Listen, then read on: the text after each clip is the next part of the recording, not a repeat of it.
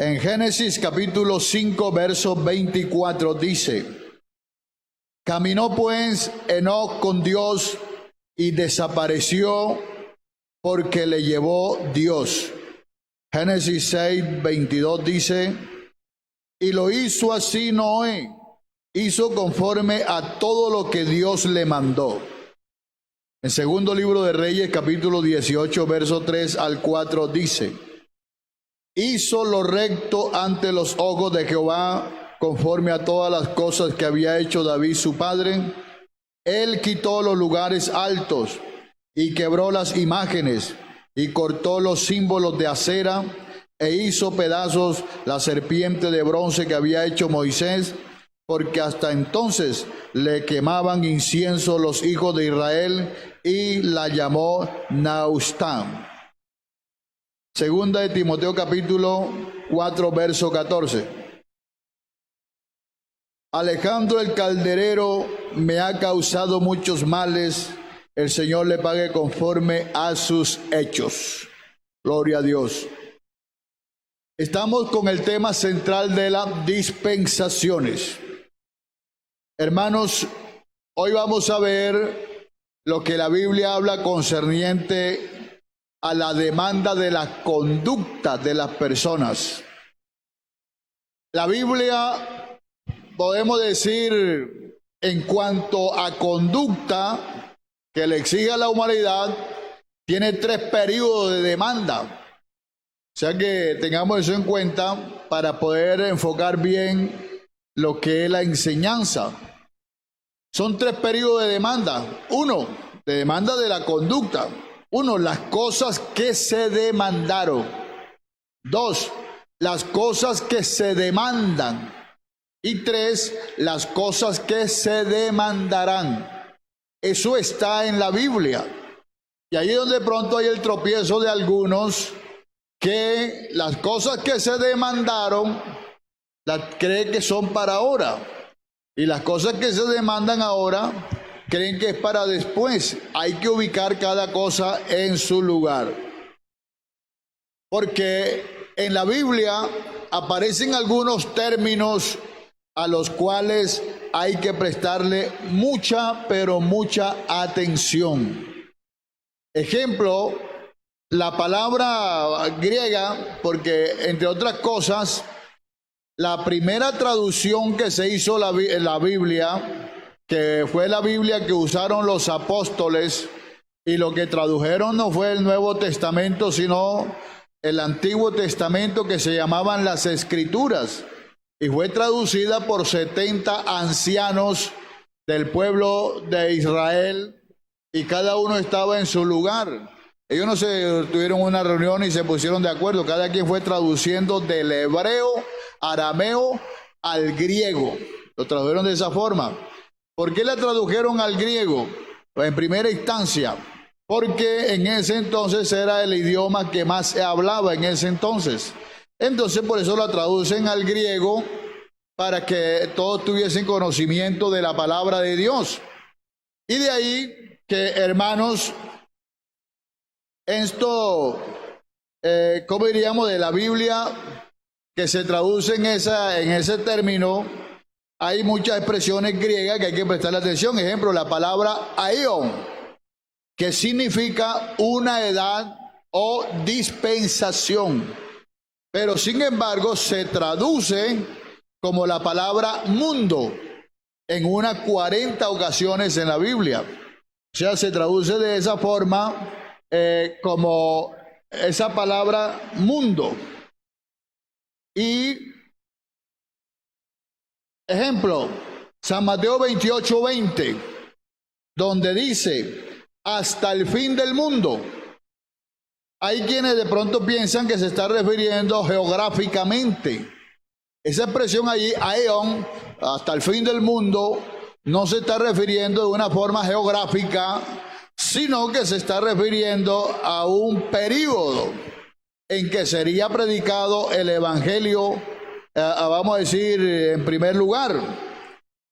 Esto, si se entiende como algo geográfico, es un error, porque los apóstoles, en primer lugar, ellos predicaron el evangelio en todo el mundo. En esa generación que vivieron los apóstoles, ellos predicaron el evangelio a todo el mundo. Entonces ya ahí habrían cumplido. Entonces, si no se tienen en cuenta las cosas como son. Ahora, en segundo lugar, lo que dice el apóstol San Pedro, capítulo 2, verso 3 al 7, también en Apocalipsis 20, 11, se está refiriendo entonces es a la dispensación. Dice, será en cuanto hasta el fin de esta dispensación, que el evangelio se predicaría hasta el fin de dicha dispensación. Entonces, los apóstoles esto lo entendieron bien.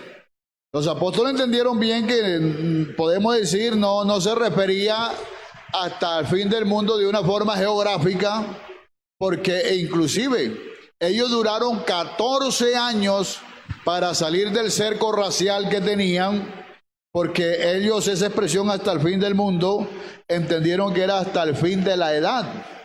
Porque si ellos hubieran entendido que era hasta el fin del mundo geográficamente, enseguida hubieran salido a predicar en todo el mundo. Pero ellos duraron 14 años, hermanos. Del capítulo 1 hasta el capítulo 10 del libro de los Hechos de los Apóstoles, hay un periodo de 14 años, casi media generación. Hay allí donde ellos duraron con ese cerco racial para no salir a predicar el evangelio en todo el mundo, sino que ellos que esperaban que terminara esa dispensación allí predicando. Pero luego Dios, a través de la visión que le mostró al apóstol San Pedro, le hizo ver que la predicación del evangelio sería a toda la humanidad en todo el mundo, de forma geográfica y también de forma, ¿cómo se dice? De forma periódico, por periodos, cronológicamente. Entonces, hay que tener en cuenta eso, que el fin del mundo se está refiriendo entonces al fin de la dispensación. Las escrituras, en todo el curso de la historia de la humanidad, nos señalan, o sea que el curso de la historia de la humanidad, la Biblia nos señala 7 dispensaciones. En la enseñanza pasada vimos que es una dispensación, pero se lo vuelvo a repetir. Una dispensación es un periodo de tiempo en que Dios le da una nueva oportunidad a la humanidad y entra en una nueva relación donde se va manifestando de una forma progresiva a la humanidad. Dios ha venido mostrándose de forma progresiva a la humanidad hasta el fin que se mostrará en su totalidad.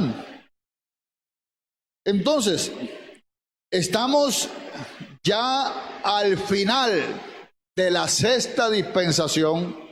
O sea que para la historia de la humanidad están establecidas 7 dispensaciones.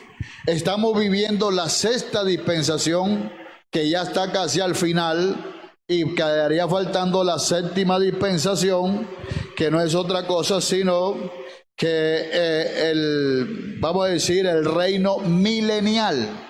En otras palabras, viene siendo esa dispensación, porque la dispensación es donde la humanidad es sometida a prueba.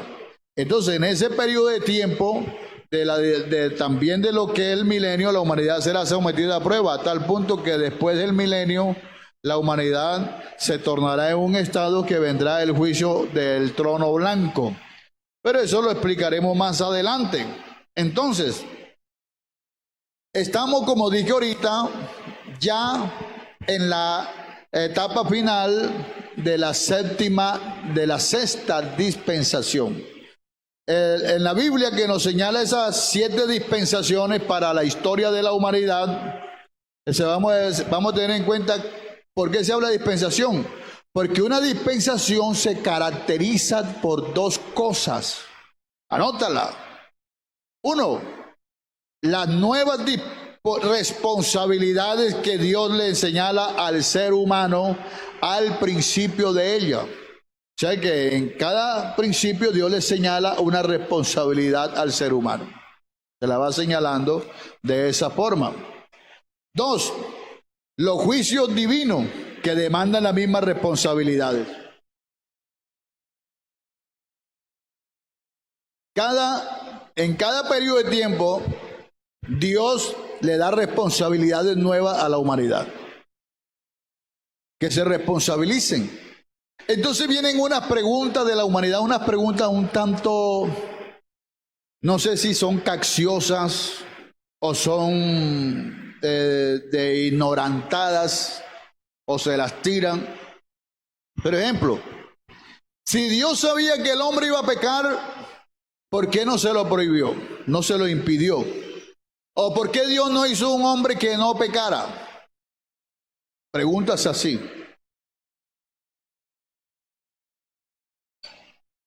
Si Dios sabía que Satanás iba a pecar, ¿por qué no lo destruyó enseguida? Esas preguntas es prácticamente casi como una ofensa a la inteligencia de Dios. Porque tendría Dios entonces que crear autómatas, títeres, androides, robots. Tendría Dios que crear. Y Dios creó unos seres donde es su prototipo, donde se proyecta la misma imagen de Dios. Y esa imagen tiene que ver con la moral, tiene que ver con el espíritu, con el alma de la persona, esa imagen de Dios en el ser humano. Entonces Dios no creó criaturas como títeres. Dios creó una criatura con un libre albedrío, porque aún los ángeles tienen libre albedrío. Los ángeles lo tienen. Ellos pueden decidir esto o aquello. Ellos no son unos seres que nada más ven una sola forma. No. Ahora que entremos en el estudio de las dispensaciones, veremos un poquito más sobre eso. Pero eso es como para responder esas preguntas. Que Dios creó un ser con capacidades. Un ser humano con esas capacidades de respuesta, de responsabilizarse, de tener esa capacidad. Eso es algo especial que Dios nos hizo de esa manera. Porque si no, seríamos nosotros unos árboles o seríamos inclusive como los animales. Aunque a nosotros nos quieren meter dentro del ramo genealógico de los animales. Pero no, Dios creó al ser humano aparte. De esa forma lo creó. Dice, varón y hembra los creó. A su imagen y semejanza los hizo. Entonces, las dispensaciones se diferencian de eso. Primero, las responsabilidades que Dios le pone a la humanidad en el comienzo de ella. Y segundo, los juicios divinos que vienen a causa de las mismas responsabilidades. O sea que eso es como decíamos la semana pasada, el domingo pasado, eso es como vamos a decir, un examen. Y que dicho examen Dios se lo está diciendo para que lo hagan, y aún así la humanidad no lo hace. Entonces por eso los juicios de Dios son justos y verdaderos. Porque si la humanidad se pierde es porque quiere. No porque Dios quiera, sino porque ellos quieren. Entonces, las 7 dispensaciones son la dispensación de inocencia, la dispensación de conciencia, la dispensación de gobierno humano, la dispensación de promesa, la dispensación de la ley y la dispensación de la gracia. Estamos en esas 6 dispensaciones, o sea que Dios le trazó 7 dispensaciones a la humanidad en su curso de su historia, y tenemos entonces que ya han pasado 5. Y estamos al final de la 6ª, y en todas estas dispensaciones el ser humano se ha rajado. Esa es la razón por la cual Dios intervino de forma directa, porque Dios lo sabe todo desde un principio. Y Dios sabía que el ser humano siempre iba a fracasar, y que para que no fracasara tenía que venir prácticamente y tomarlo de la mano, y tomándolo de la mano lo guiaría el que se dejara tomar de la mano, en otras palabras. Entonces, esas dispensaciones tienen vamos a decir, su estudio. Ejemplo, la dispensación de inocencia es cuando Dios puso al ser humano en el huerto del Edén. El huerto del Edén no es una mitología. El huerto del Edén no es una cuestión ficticia, ni es un cuento de hadas. Geográficamente existe la ubicación donde estaba el huerto del Edén. Claro está que ahora está cubierto por agua. No es muy profunda, pero está cubierto por agua. Entre Irán e Irak está vamos a decir, el lugar geográficamente donde existió el huerto del Edén físicamente. Aquí no estamos hablando de de cuestiones fantasiosas. Son cuestiones que lo confirma hasta la propia paleontología, lo confirma la ciencia, todo ello lo confirma. Entonces, la dispensación de inocencia era una dispensación de libertad. Había libertad. Pero tú debes saber que la libertad es condicional. El único que tiene libertad absoluta es Dios. Vamos a decir, por lo que es. Pero el ser humano no puede tener libertad absoluta. El ser humano tiene libertad condicionada. Entonces era una dispensación de libertad condicionada, pero era libertad. En esa dispensación de inocencia comenzó con la creación del ser humano, según Génesis 1, 26, 27, y continuó hasta Génesis 3, capítulo 3, verso 6. Hasta ahí llegó la dispensación de inocencia.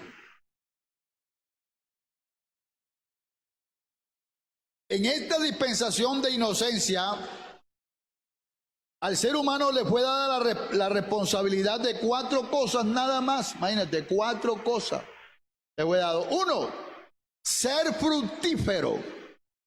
O sea que no me vengas con el cuento de que el pecado de Adán fue haber tenido relaciones sexuales con Eva y que esa fue la manzana de Adán. No, señor. No me venga con ese cuento. Porque Dios los mandó que fueran fructíferos. Tampoco me venga con el cuento de que ellos tuvieron hijos en el huerto del Edén. Porque si hubiesen tenido hijos en el huerto del Edén, esos hijos hubieran sido entonces santos, inocentes, porque hubieran nacido en ese estado. Y ellos no tendrían ni, ¿cómo se dice? No tendrían pecado, hubieran nacido sin pecado. Entonces, habrían 2 generaciones. Pero hay quienes creen entonces que la generación de la que habla más adelante la Biblia se refería a esa clase de gente. Y no, ya te lo voy a explicar por qué. ¿Qué más le dio? Le dio el poder para dominar la tierra. El ser humano tiene esa autoridad. Le dio esa mayordomía, dominar la tierra al ser humano. Entonces, el ser humano puede hacer lo que él quiere en la tierra, pero se responsabiliza. Si yo quiero llenar la tierra de lo que sea, la responsabilidad es mía. Si yo quiero acabar con la fauna como ser humano, acabar con la fauna, la autoridad de lo que sea, quieren acabar con la fauna, con la flora, con todo, ellos tendrán después que asumir las consecuencias. Después comeremos icopor, nos alimentaremos con icopor después, o con baterías. Pero tiene esa responsabilidad del ser humano. 3, le dio dominio sobre los animales. Esa es la razón por la cual Adán le puso nombre a todos los animales.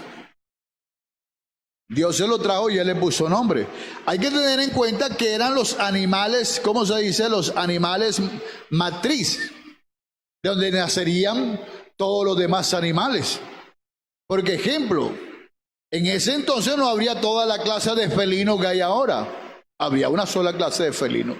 Y de ahí se han derivado todos los felinos: el gato, los gatos montés, el tigrillo, el tigre, el león, la pantera, todo eso, leopardo, chita, todo eso se ha derivado de ahí. Entonces estaba la matriz, en otras palabras, allí se encontraba esa matriz. No era que existían todos los animales como existen ahora. No, es la matriz la que estaba allí. La matriz, refiriéndome, vamos a decir, los padres, otra palabra, de donde se derivaron todos los animales, igual que nosotros. Sin embargo, se cuenta que entre nosotros hay gente de color, otros de color amarillo, otro de color blanco, otro de color verde. Hay todos los colores. Hay personas lindas, bonitos, y yo. Hay personas de todos los aspectos, pequeños, altos, gigantes, corpulentos, hay todos los aspectos. Y apenas había una pareja. Pero ¿por qué esa, vamos a decir, esa diversidad, tanto en la fauna y en la flora y en los seres humanos? ¿Por qué? ¿Por qué, ejemplo, tú vas a Alaska, por decir algo, vas a esos países por allá nórdicos, por allá, y la mayoría de la gente, sus cabellos son cobrizos, amarillos, rubios. Y ellos ven una persona como nosotros con un cabello así, y ellos, para ellos, eso es hermoso. Y sin embargo, tú quieres tener el cabello rubio. Llega y te lo pintas de rubio. Y ellos quieren pintárselo de negro, de rojo. Entonces, ¿pero por qué? Porque es por el lugar donde viven. Entonces, hay quienes creen que las personas de color salieron de Can.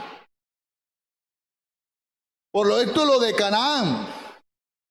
Entonces como creen que es como especie de una maldición. No. Can era un hombre que se levantó en una región. Es como ejemplo. Yo vi algo peculiar por allá por las playas de Dibuya, entre Dibuya y Camarones, La Guajira. Ahí llegan los flamencos. Y los flamencos son como grisáceos, color grisáceo. Pero luego se ponen de color como un color anaranjado.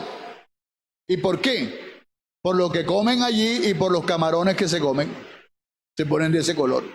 Entonces la gente, de acuerdo en el hábitat donde se encuentra, así es su color, así, y todo, la cultura y todo ello.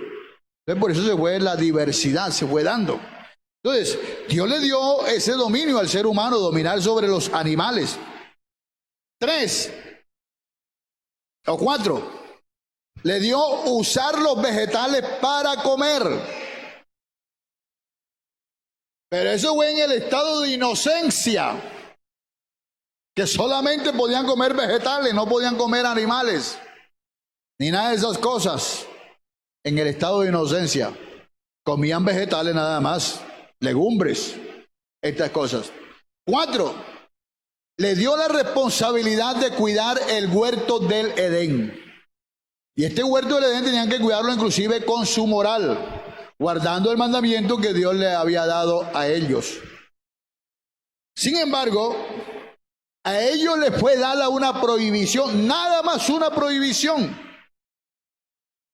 Podemos decir, y en esa prohibición Dios les instruyó para que no comieran del fruto del árbol del bien y del mal. Ahora nos preguntaríamos nosotros, ¿qué es el bien y el mal? Es el conocimiento del bien y el mal. Es cuando el ser humano ya peca, le viene ese conocimiento de lo que es bueno y lo que es malo. En otras palabras, dentro de lo que es la parte moral, más que todo, ya él obtiene ese conocimiento. Y en ese estado le vienen tanto bienes también como males también, en ese estado. Ahora, aunque al ser humano en ese estado se le concedió, mira, un estado bendito, tenía su estado bendito. 2, un cuerpo y mente y naturaleza perfectos.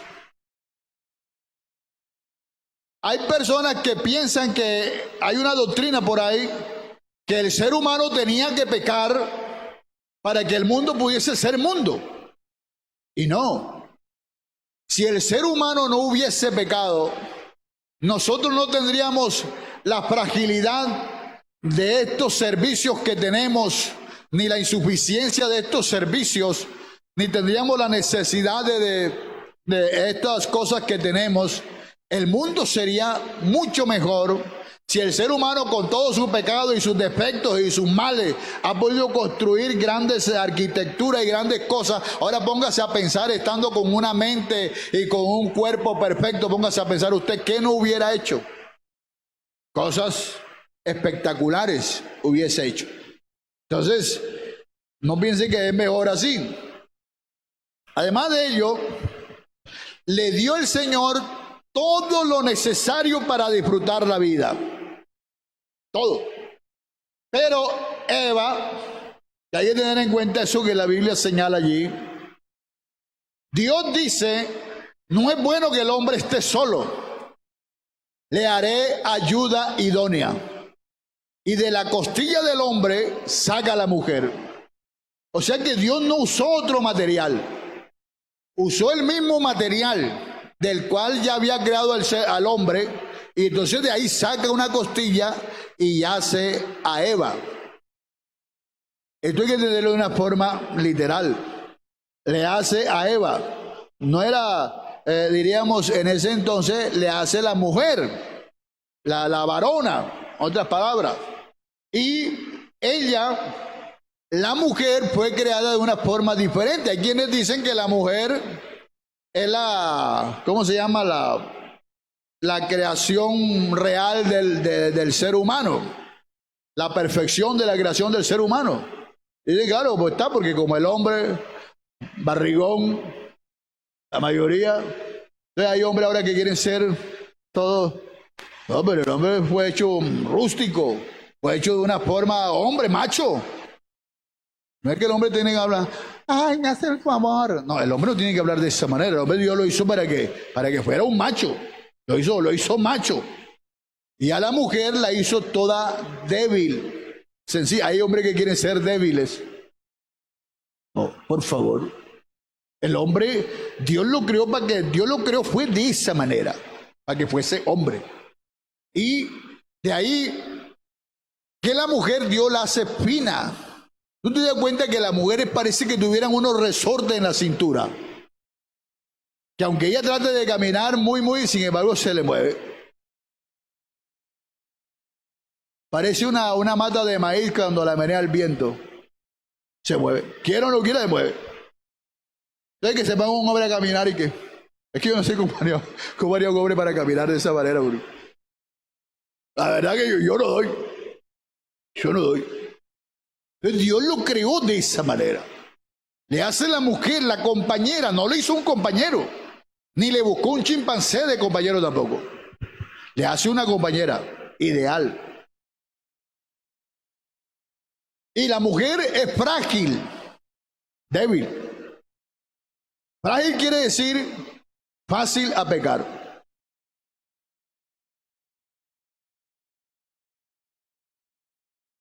O sea que muchas veces si una mujer le es infiel al hombre, no todas las veces, pero en la mayoría de las veces, el hombre tiene culpa.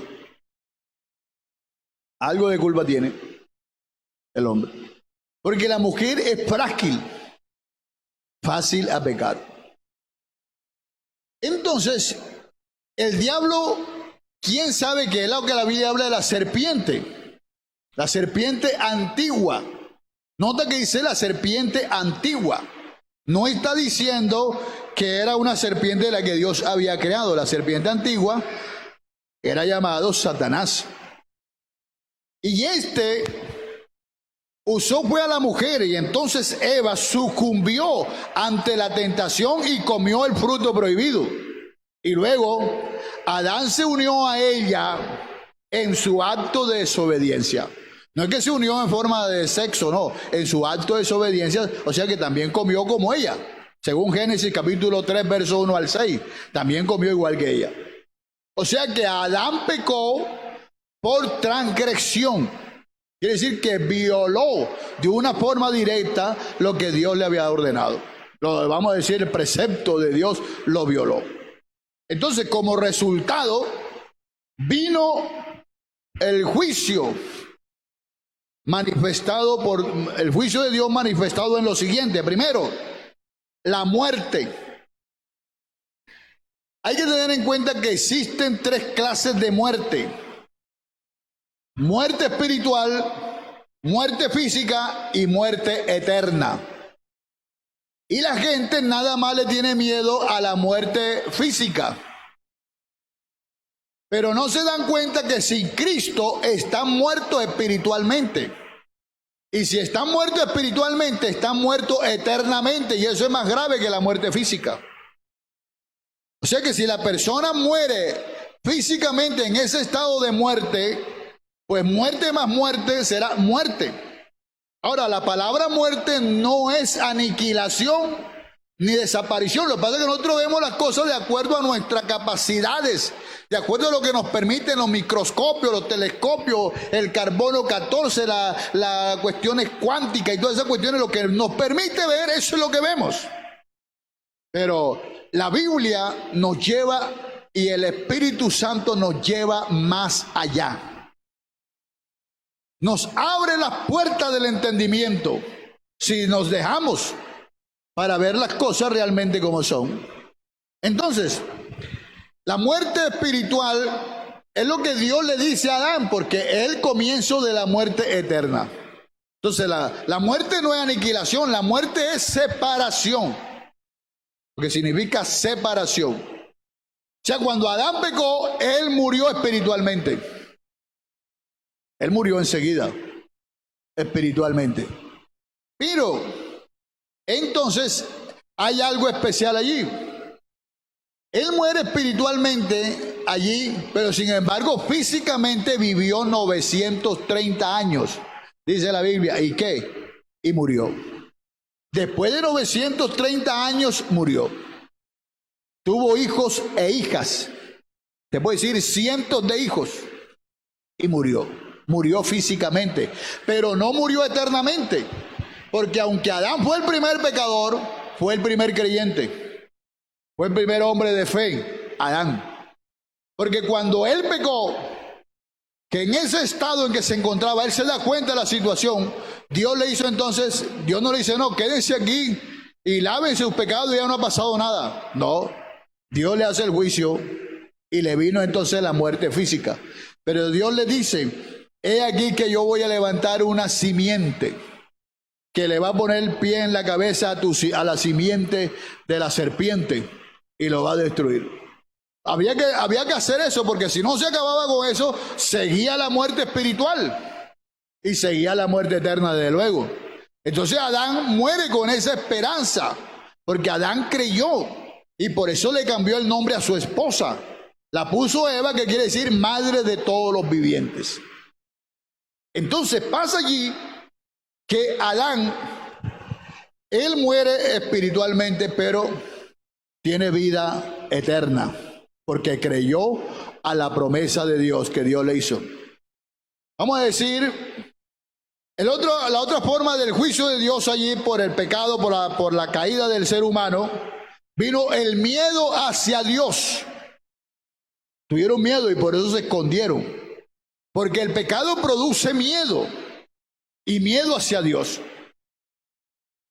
Si tú eres una persona que te has lavado con la sangre de Cristo y te has cubierto con su nombre, si tú eres un hijo de Dios, tú no tienes por qué tenerle miedo. No hay que tenerle miedo. Hay que temerle, sí. Temerle, que obedecer su palabra, ese es temor. Ese es el temor de Jehová, ese es el temor a Dios. Pero miedo no. Porque yo no tengo que usar un amuleto para acercarme a Dios porque le tengo miedo.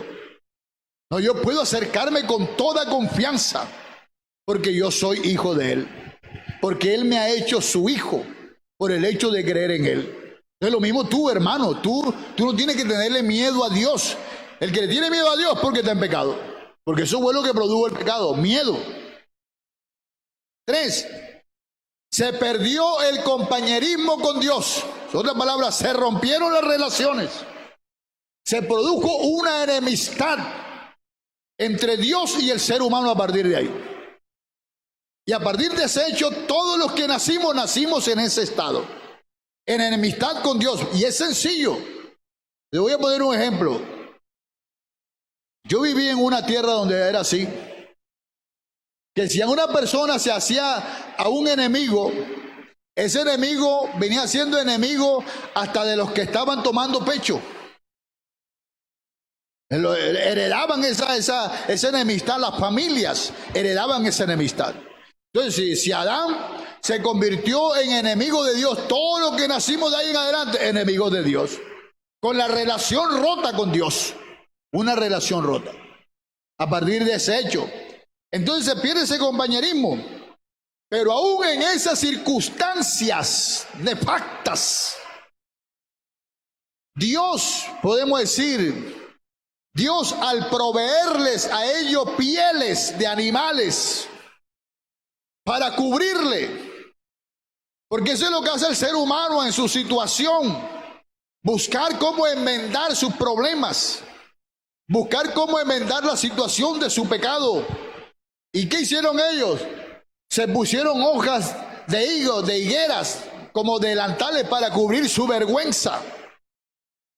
Pero que eso se podía raer con la misma naturaleza, se podía destruir con el sol y quedar otra vez descubiertos, desnudos. Entonces Dios les proveyó pieles. Imagínate tú ese vestido tan especial. Y les hizo túnica de pieles. Allí se muestra, vamos a decir, una típica provisión de la redención.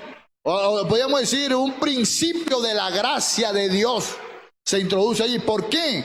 Porque Dios mató unos animales inocentes que no tenían que ver con lo que había hecho Adán. Los mató y le quitó las pieles para hacerle vestidura a estos individuos. Y eso estaba apuntando a Cristo. Estaba apuntando de esa manera al Señor Jesucristo, que Él fue muerto y fue despojado de su justicia para cubrirnos a nosotros con su justicia. Entonces, estimados hermanos y amigos, en la dispensación de inocencia sucedió lo siguiente. Dios reveló allí que el ser humano falla. 2. Le dio promesas de un redentor que vendría. 3. Le reveló su soberanía en juzgar el pecado de la humanidad. Y 4, introdujo el principio de la gracia. Demos gracias al Señor. Y mire usted cómo termina lo que se llaman las generaciones. Cómo van terminando las dispensaciones. Pero Dios, a partir de ese comienzo, imagínate, le dio hasta esperanza de vida eterna. Les prometió un redentor, según Génesis 3:15. Les reveló que el ser humano solo falla. Él falla siempre, que no es por sus fuerzas. Les reveló la soberanía que Él tiene sobre todas las cosas, sobre sus criaturas. Y también introdujo allí el principio de la gracia.